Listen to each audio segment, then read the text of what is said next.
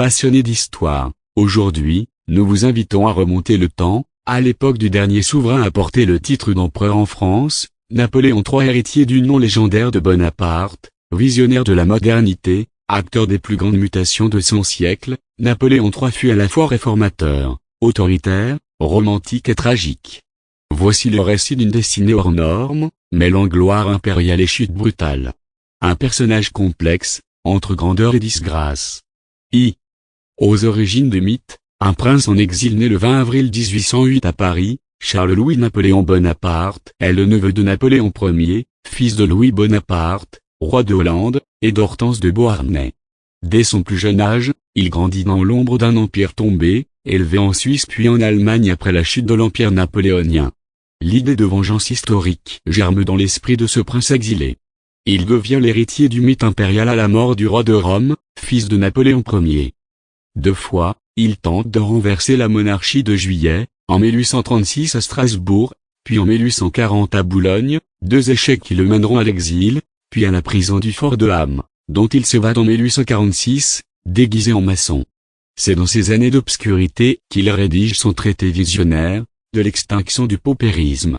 De la République au service d'un prince. L'année 1848 marque un tournant. La monarchie s'effondre, la Deuxième République est proclamée. Le peuple, encore fasciné par le souvenir de l'Empire, porte au suffrage universel un homme au nom célèbre. Louis-Napoléon Bonaparte est élu président de la République le 10 décembre 1848, avec plus de 5 millions de voix. Mais la Constitution lui interdit un second mandat. L'homme au regard fixe et au destin impérial refuse de se soumettre à ce carcan légal. L'ambition l'emporte. Il prépare son heure. 3. Le coup d'État du 2 décembre 1851. Le retour de l'Aigle le 2 décembre 1851, date hautement symbolique, anniversaire du sacre de Napoléon Ier et de la victoire d'Austerlitz. Louis-Napoléon Bonaparte fait tomber la République. Il dissout l'Assemblée nationale, s'appuie sur l'armée, et appelle au plébiscite populaire. 1 an plus tard, le 2 décembre 1852, il ressuscite l'Empire. Il devient Napoléon III, empereur des Français, plébiscité par une nation nostalgique de grandeur. L'aigle impérial s'envole de nouveau, dans un second empire qui met l'ordre, prestige et transformation. 4. Un règne d'acier et de marbre, grandeur et modernité. Dès le début de son règne, Napoléon III impose un pouvoir autoritaire. Il contrôle la presse, muselle l'opposition, gouverne par décret. Mais derrière cette main de fer, l'empereur engage une transformation profonde de la France. Paris, la ville lumière, devient un chantier titanesque sous la direction du baron Haussmann. Boulevards, égouts, gares, théâtres, la capitale se métamorphose. L'industrie prospère, le chemin de fer quadrille le territoire, les expositions universelles placent la France au cœur de la modernité. À partir de 1860, face à la montée des critiques, l'Empire s'ouvre peu à peu, droit de grève, liberté de réunion, évolution parlementaire. C'est l'Empire libéral, une tentative inédite de concilier monarchie et démocratie.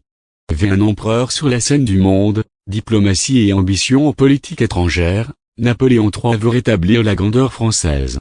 Il mène avec succès la guerre de Crimée, renforce le prestige de la France. Il soutient l'unification italienne, combat l'Autriche et Magenta et Solferino, et agrandit la France par l'annexion de la Savoie et de Nice. Mais son rêve d'un empire français au Mexique tourne au fiasco, l'expédition impériale se solde par la chute de l'empereur Maximilien et un revers cuisant. Face à la montée de la Prusse de Bismarck, il hésite, réforme tardivement l'armée, et sous-estime son adversaire. Le piège se referme. 6. Sedan, l'effondrement d'un règne. En juillet 1870, Napoléon III déclare la guerre à la Prusse, sur fond de manipulation diplomatique. C'est le début d'une guerre désastreuse. Le 2 septembre, à Sedan, l'empereur est fait prisonnier par les troupes prussiennes. 2 jours plus tard, à Paris, la foule proclame la Troisième République. L'Empire s'effondre en une nuit. Napoléon III est exilé en Angleterre, où il meurt, brisé, le 9 janvier 1873 à Chislehurst. Il repose désormais en exil éternel, à Farnborough. Conclusion, le crépuscule des empires. Napoléon III fut le dernier souverain de France. À la fois héritier d'un nom glorieux et bâtisseur d'une France moderne, il incarne l'un des règnes les plus contrastés de notre histoire. Entre autoritarisme et réforme, expansion et désillusion, progrès et tragédie.